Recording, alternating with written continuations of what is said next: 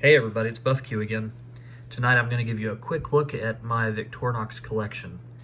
As of right now, there's about 17 different knives in the collection, so it's certainly not one of the largest collections you'll see.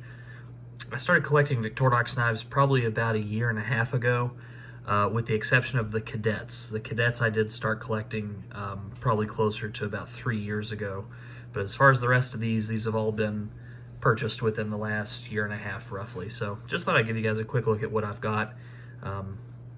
We'll start over here up top with the one-hand Sentinel.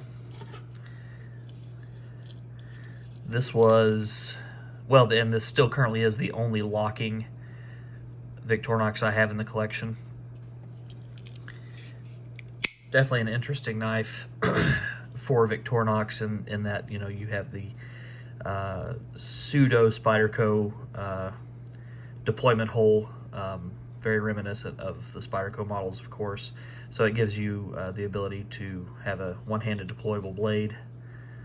Very interesting. The one thing I don't care for with this knife is the lock is reversed from what you're used to with a liner lock.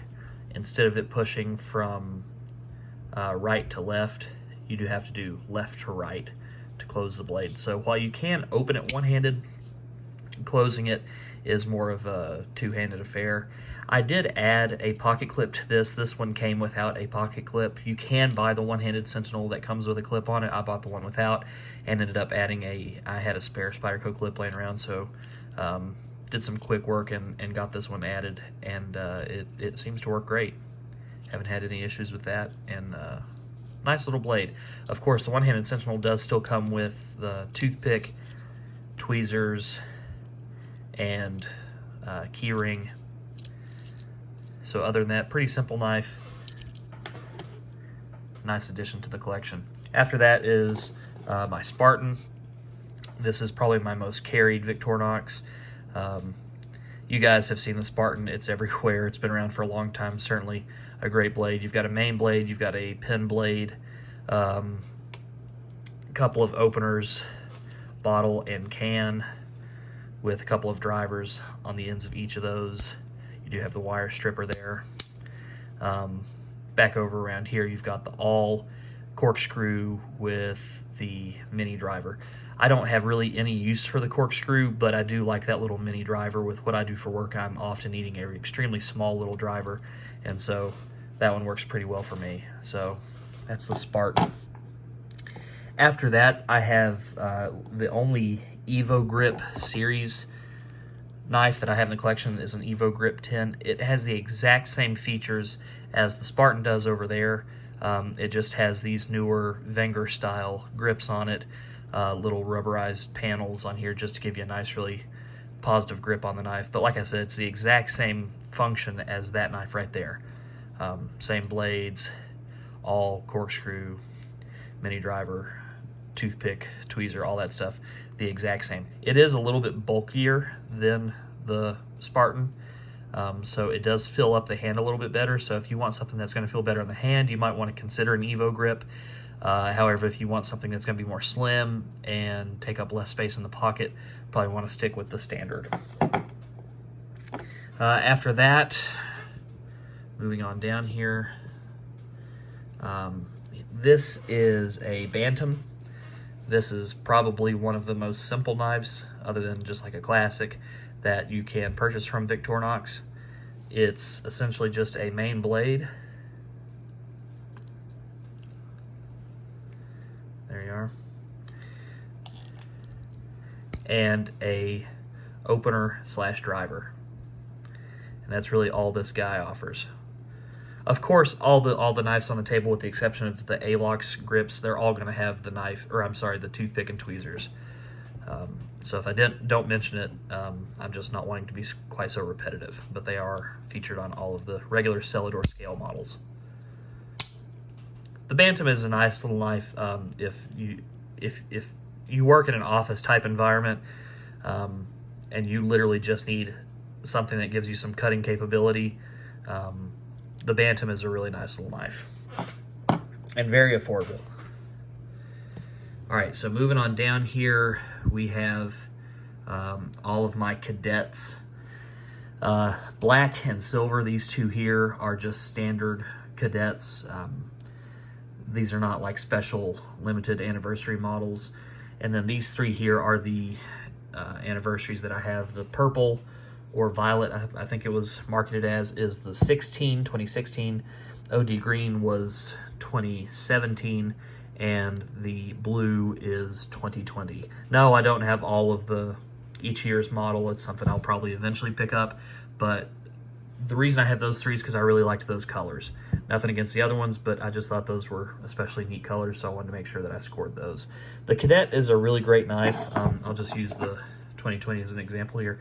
This is a great knife if you're really looking for something that's going to take up very, very little space in the pocket. It's extremely lightweight, and these being aluminum scales, they're gonna stand up better than the Celador. The Celador, are the trademark scales that Victorinox has been using, for a long, long time now. Not that they won't hold up well, because they will, but these will hold up even better. And plus, when these start to get a little bit of age on them, they just look really cool. I like the way they look. Again, with the Cadet, you guys all know, can opener, bottle opener, small flathead driver, large flathead driver, wire stripper, large main blade, and keyring if you want to think of that as a tool. Oh, and also, sorry, I almost skipped one. Gosh, you do have the file on this side. Rarely ever use this tool, so hence why I almost forgot about it. But anyway, the Cadets are great knives. Been around for a while now. Well, the Cadet has been around for a good while, but the Alox, again, very well-made knives. So moving on down here are all the classics. This entire bottom row of the collection are all just classics of different flavors. So got the yellow, the dark green, standard red, and then these four right here actually are not mine. They're my wife's. She has started collecting these because we do a lot of hiking, specifically to waterfalls, and she loves, we both enjoy visiting national parks, and so when she found out that Victorinox has a whole series of national park knives, she really kind of geeked out over that and wanted to start collecting these. So every time we go to Smoky Mountain Knife Works now, we end up picking up another classic national park knife. So the only difference between these and one of the standard classics is just the grips. It's just whatever's on the grip. Again, this one here is Acadia. Next one down, I have to look because I don't know. Here's Shenandoah.